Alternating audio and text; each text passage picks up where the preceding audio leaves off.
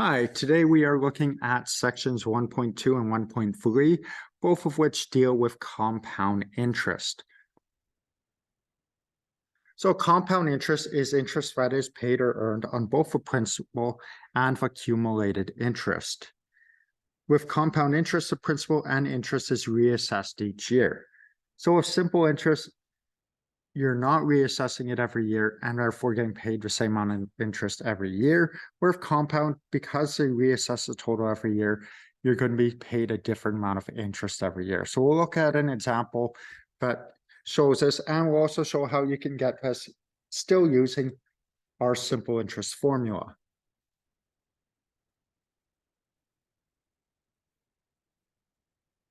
So our example is you invest $5,000 at 7.5% compounded annually. We want to know how much would you have after 5 years. So if we look at this, our initial A value you were solving for, and then we've got a principal of $5,000. Our R is 7.5%, which as a decimal is 0.075, because we can divide this by 100 to get our percentage as a decimal. And we only know it after 5 years. However, because we want to reassess each year, when we first do our interest, we'll be looking at time intervals of 1 year. So we'll do this equation several times. So I'm putting a 1 here to represent our first year. And essentially, we're utilizing our formula A is equal to P times 1 plus RT. So at year 1, our A is equal to our principal, which is 5,000 times 1 plus 0.075 times our time of 1 year. Now, if we calculate this, it's going to give us 5,375. So this would be our amount that we have at the end of the first year. So when we go to calculate our second year's amount, because we want to look at it compounding and reassessing after each year, we're not going to use this 5,000 again. Instead, we're going to use our new total of 5,375.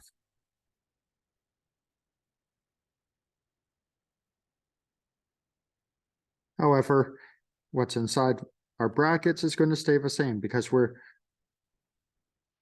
going to have the same interest rate, and then we're going to look at just the interest or the change in value over year 2.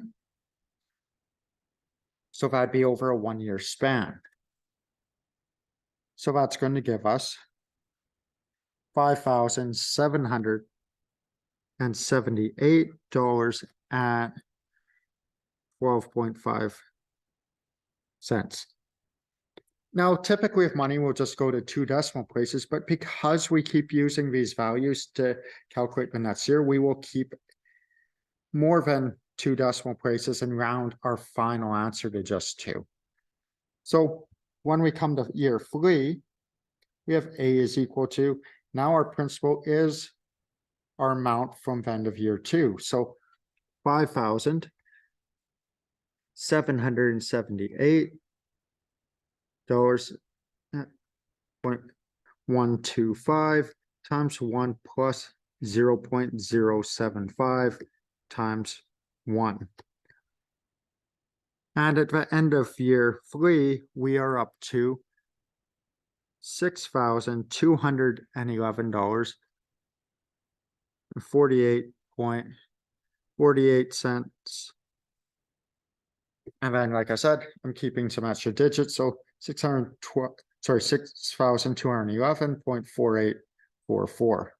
So we'll now calculate for year 4. So A is equal to 6,211.4844 times 1 plus 0.075 times 1. And that gives us 6,677.3457. We'll then take this and put in as our principal for our fifth and final year. So we've got A is equal to 6,677.3457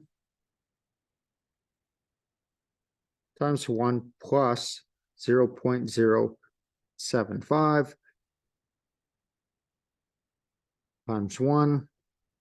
And at the end, we should end up with $7,178.15. Now, you can see that this is a fair amount of work to just get our compounded after 5 years. And you can only imagine if you had an investment of, say, 20 years. So we will look at an alternative way to actually solve this. So it's a lot of work to calculate interest in that way that we just did. So instead, we use a formula designed for compound interest, which is A is equal to P times 1 plus R over N to a power of NT. A continues to be our final amount. P is still our principal. I should say R is our annual interest rate as a decimal. N is the number of compounding periods per year. And T is our time in years.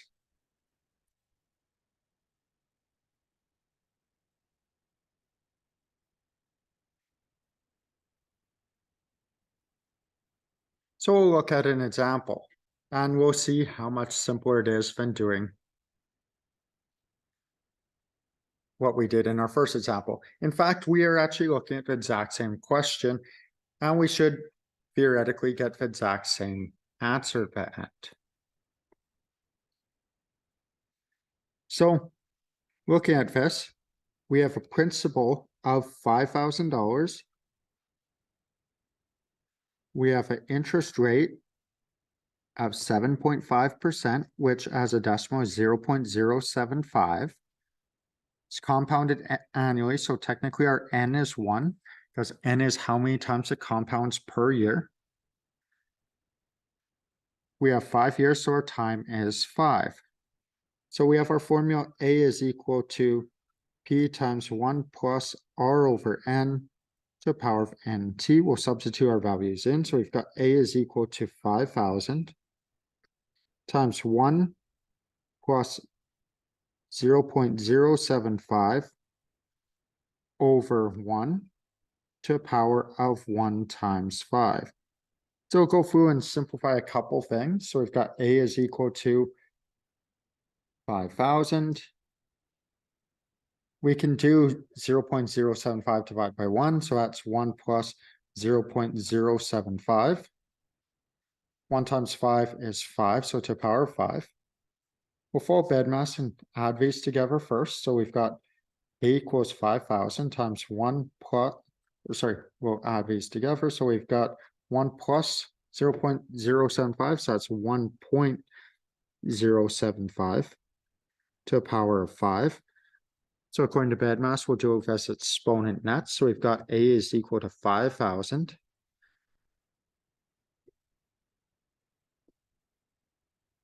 times 1.075 to a power of 5, which gives us 1.435629, and that continues on. I'm going to just keep that in my calculator and then multiply it by the 5,000. And we end up with the same answer as we had in the previous example, $7,178.15. So it's a lot less work figure out compounded amounts utilizing this formula as opposed to using our simple interest formula over and over again. So we'll look at another few examples. So if you invest $5,000 at 8% annual interest, how much would you have after 10 years if we had the following compound periods? Annual, semi-annual, quarterly, and weekly. So Up here, I'll start by writing out the information that we have. We have our principal is 5,000. Our R is 8%, which is 0.08. And our time is 10 years.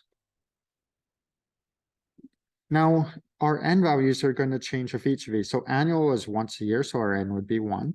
Semi-annual means twice a year, so for that one, our n is 2. Quarterly means we're doing it 4 times a year. Weekly means we're doing it 52 times a year. So we will do 4 separate equations for this, one for each of these compounding periods. So we've got A is equal to P times 1 plus R over N to the NT.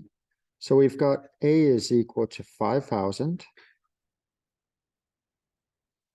times 1 plus 0.08 over 1 to a power of 1 times 10.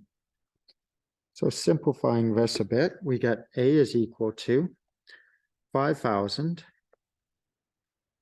times, we can probably do this in one step. 0.08 divided by 1 is 1, or sorry, 0.08. Adding that to 1 is 1.08. 1 times 10 gives us an exponent of 10. Now,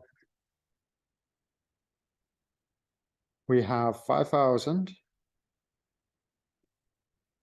times 1.08 to a power of 10 is 2.1589, and this just continues on.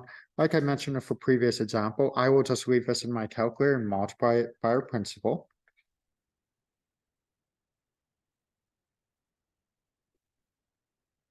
And we end up with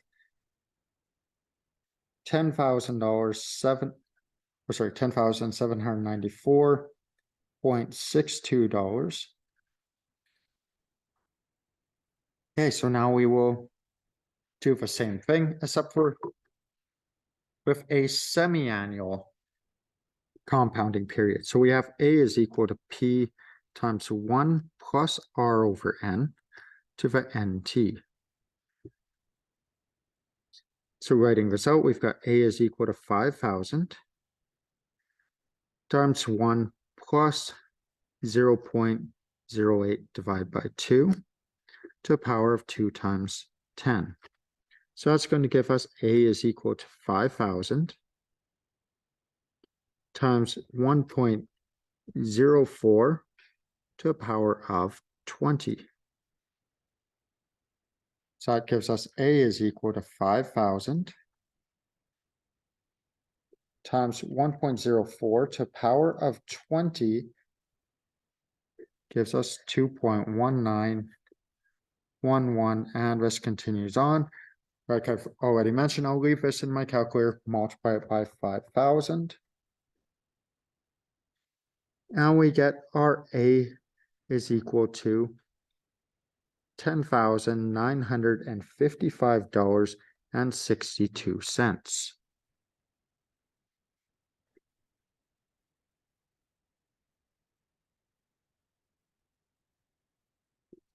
Okay, for C, we once again have A is equal to P times 1 plus R over N to the NT.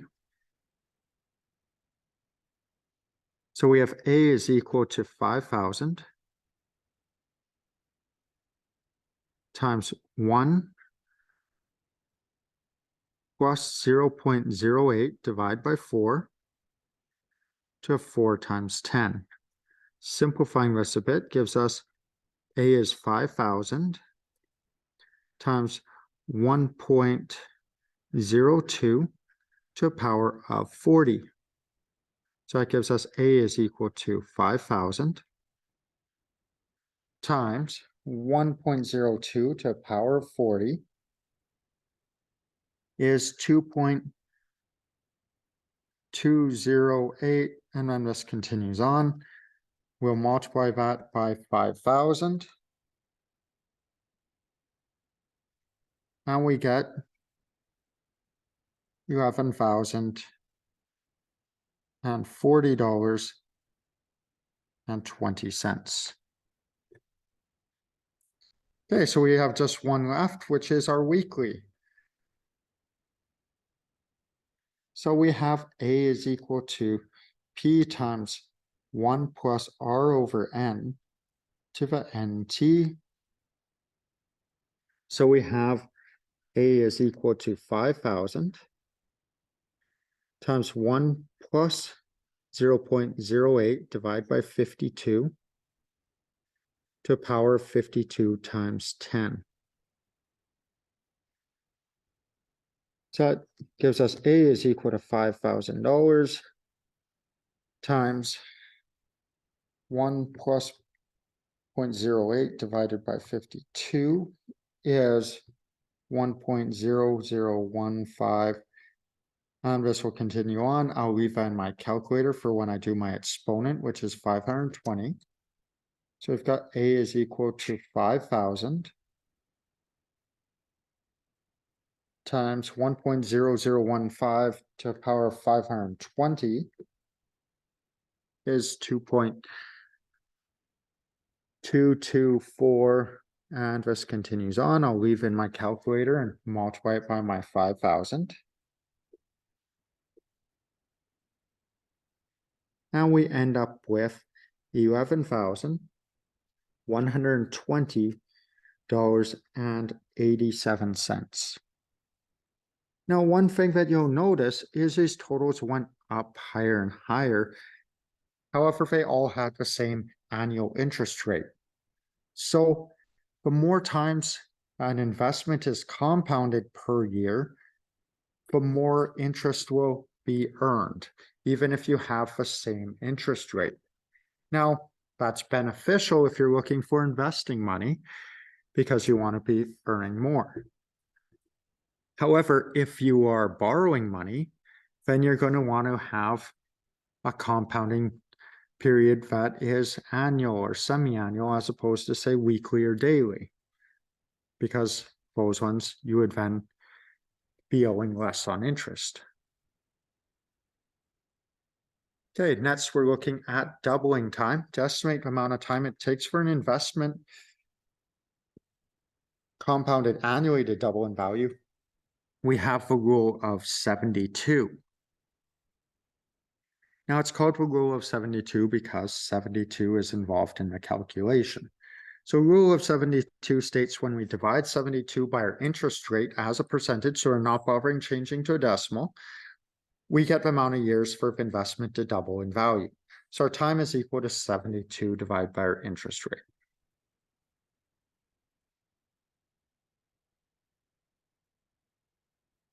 Okay, so we'll look at an example. What is the doubling time for investment that is compounded yearly at 5%? So our time is equal to 72 divided by our interest rate.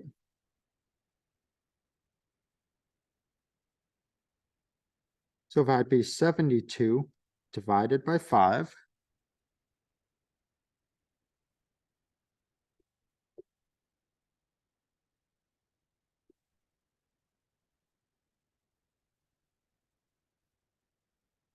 And that gives us 14.4 years.